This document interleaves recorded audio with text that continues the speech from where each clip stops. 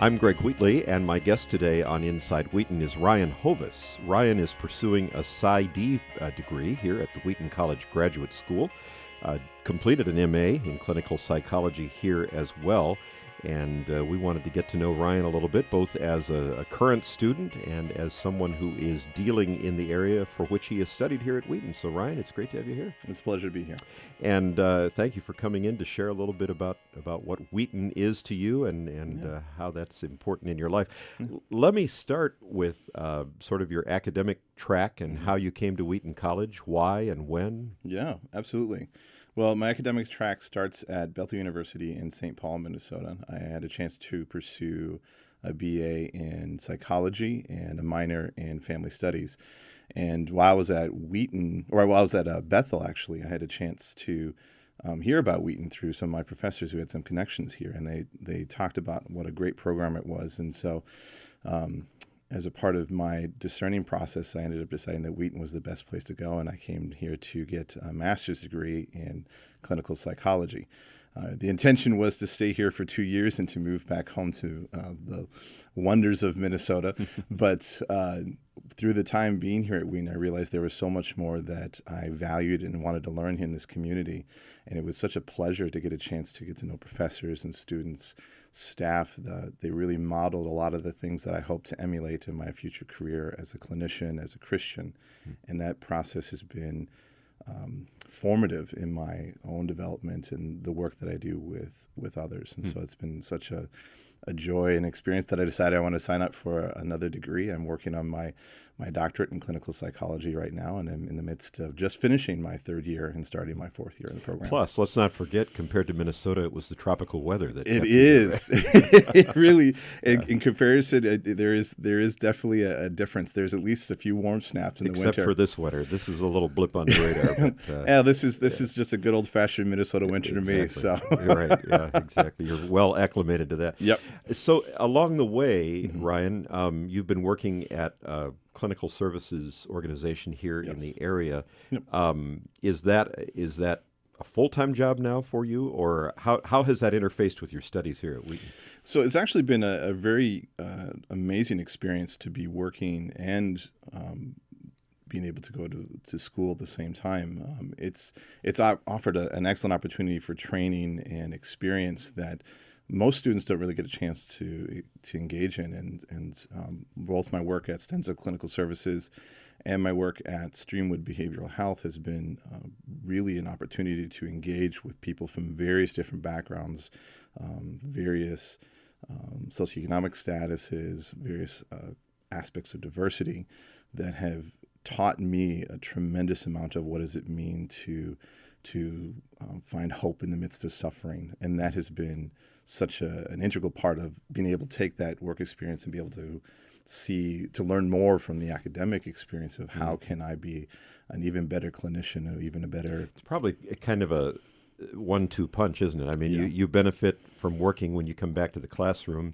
and you're taking what you learn in the classroom into your counseling. It's a parallel process that happens where I'm learning and growing in both respects and becoming better and better in the way that I am able to serve and to reach out to those who are suffering. If people go on the website of Stenzel Clinical Services, they will see that some of your specialties are depression, stress, and anxiety and panic, right? Yes.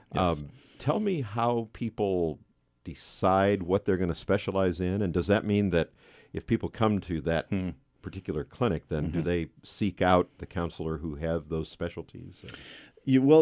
Specialties, at least I can speak of my experience, specialties has kind of come from the opportunities that have been presented to me, both in my training and in my educational experiences. Those areas are particularly salient, at least with the people that I've worked with, both at Tri-City Family Services is where I did my training, but also in the class experiences I've had, the particular professors who've had a tremendous influence on me.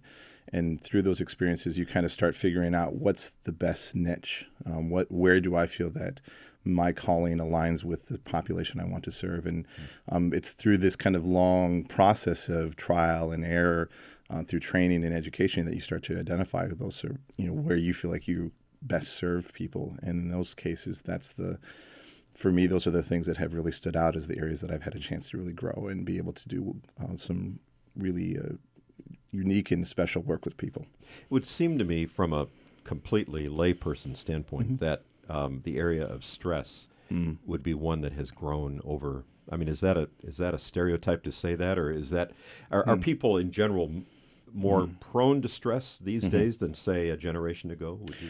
Well, I think that, at least in my experience, a lot of the work I've done is with children and adolescents, and certainly some of the stressors have definitely changed. We're looking at the What influence. it is that brings you the stress. Yeah, there's I see a lot more adolescents presenting with issues around social media.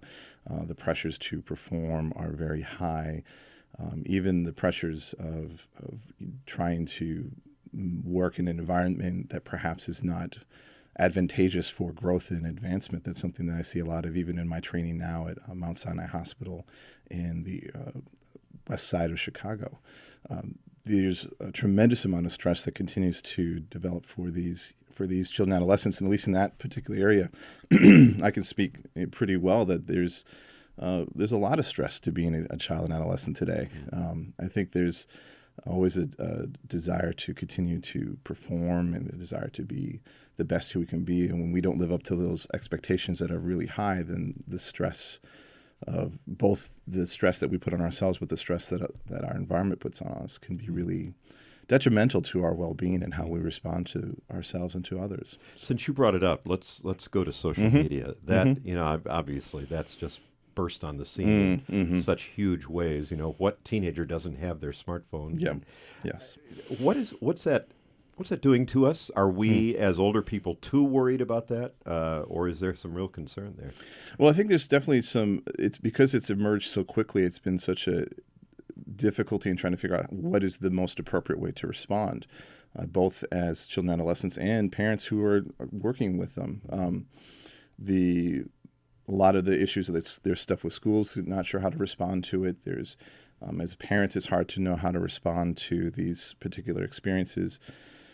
This is something that there's a lot of emerging research, and there's even a lot of research that's happening here at Wheaton of the impact of social media on children and adolescents and how to respond in a way that would be more beneficial, dealing with issues of cyberbullying, for example. There's a lot of those kind of examples that we're taking a look at now in the program that are really helping to inform not only what to do as an older generation trying to reach out, but even to offer an opportunity to provide education for kids who are learning about these experiences in this kind of wild yet untamed world of electronics. So, one of the things that obviously, one of the most obvious things that come up as a concern, say on Facebook. You've got 1,411 friends, but how many are really your friends? Right. Is that just a matter we need to rethink what it means to be a friend, or is there really an issue there that we're not connecting anymore other than through electronics? Well, for me, I've seen that the draw to be able to communicate via electronically is becoming more and more of a replacement for genuine relationship, genuine community, and the opportunity to engage with others authentically is something that is not. It doesn't happen as frequently as I would least like to see it happen, and that's as a clinician, that's something that I'm obviously a big fan of, is that face-to-face, genuine experience of talking with others and relating with each other, and I think that's something that it needs to be mindful of, is how does that experience influence the way that we spend time with others? How do we relate with others? How much emphasis do we put on social media communication versus genuine face-to-face relationship? And that's something that is very hard sometimes for people to negotiate.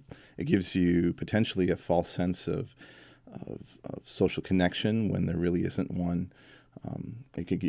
You could even have detrimental influences of saying, this is who I am is defined by this presentation that I put on social media. The avatar syndrome. Right? Exactly. Yeah. Exactly. Tell me, Ryan, about the interface of your Christian faith and your counseling. Again, it appears to me from looking briefly at the clinical services website that you folks are pretty out front about at least some of your counselors being Christian, Yeah. and yet it looks like you'll take people on whatever level they are. Yeah. So it kind of Yeah. talk through how that works. Yeah, well, I think with every clinician is excuse me, is very different about how they approach it. And so I'll speak to my own approach to it.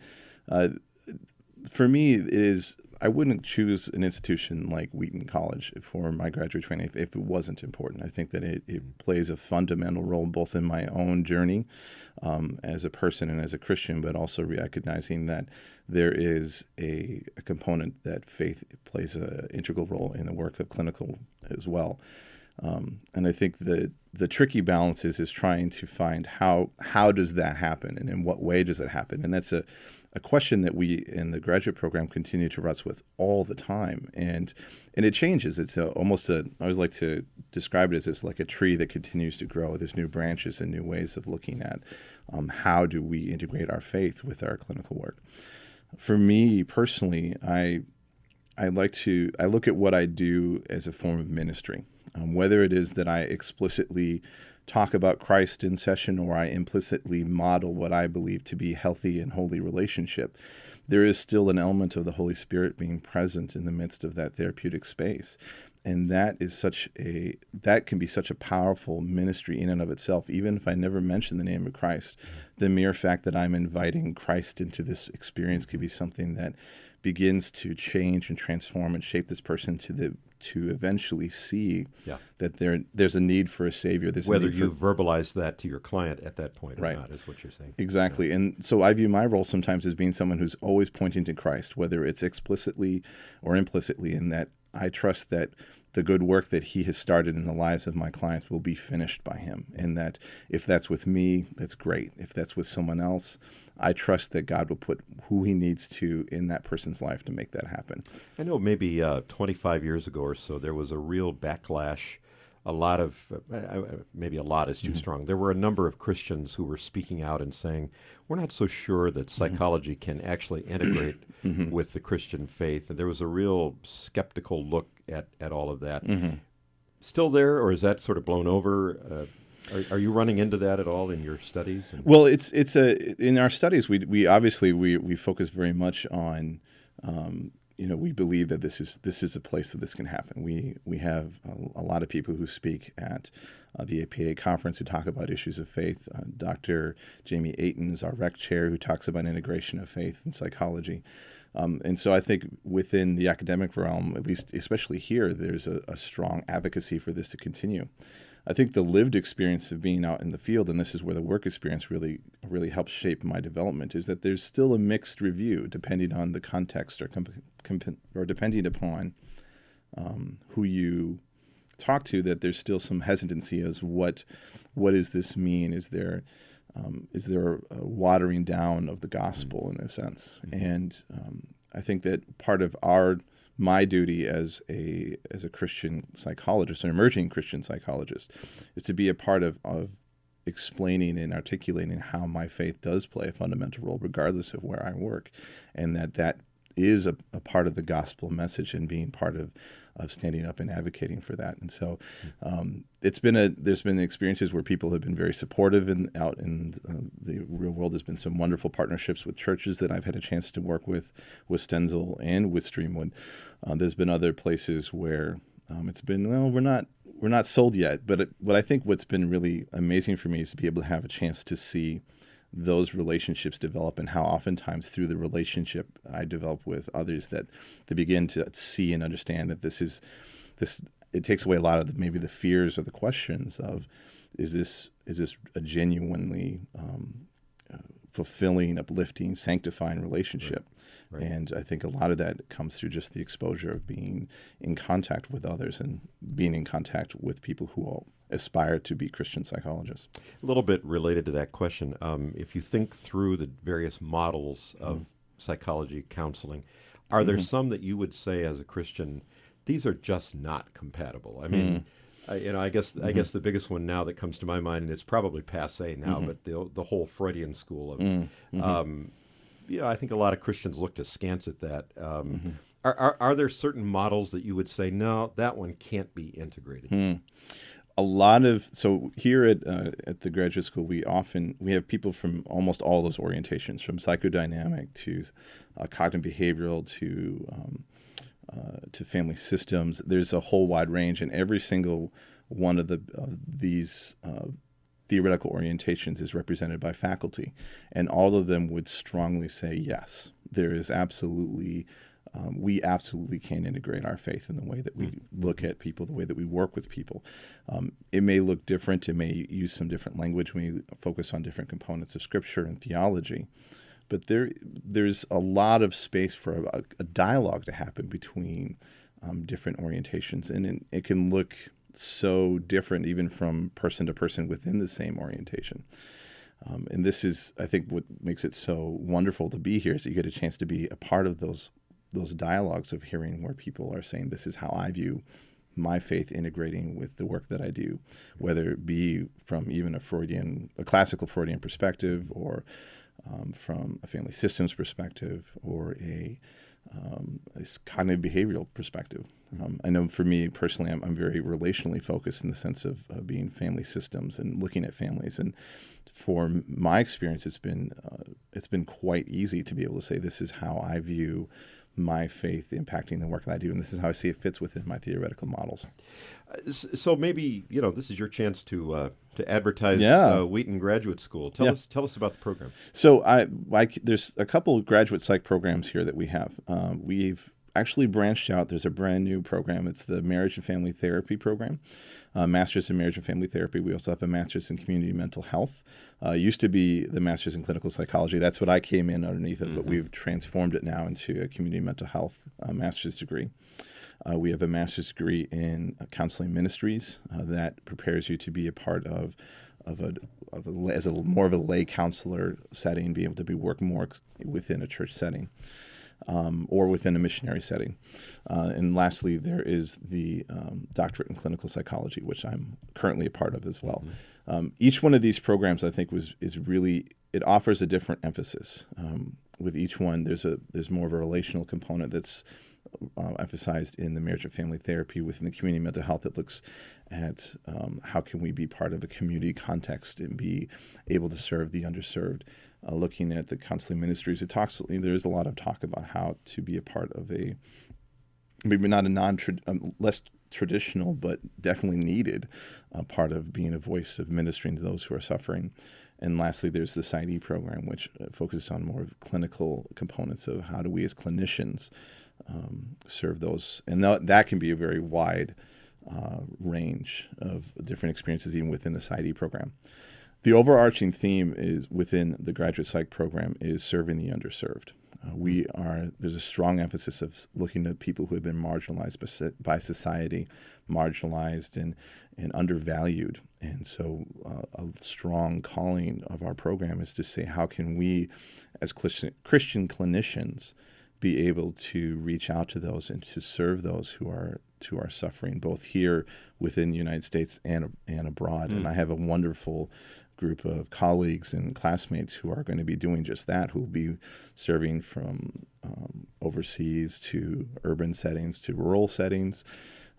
And they're all going to have such a great story and legacy that awaits them. And that's the legacy that Wheaton hopes to foster when you come here. Ryan, it's great to have you here. Thank you. Thank you very much. It's a pleasure being here. Good to know you and learn a little bit about the program here at Wheaton as well. Thank Ryan you. Hovis graduated with a Master's in Clinical Psychology from Wheaton and is pursuing his Psy.D in clinical psychology here as well. If you'd like to know more about the program, interest for you or for someone you know, visit wheaton.edu and you'll find all of the information there that you need.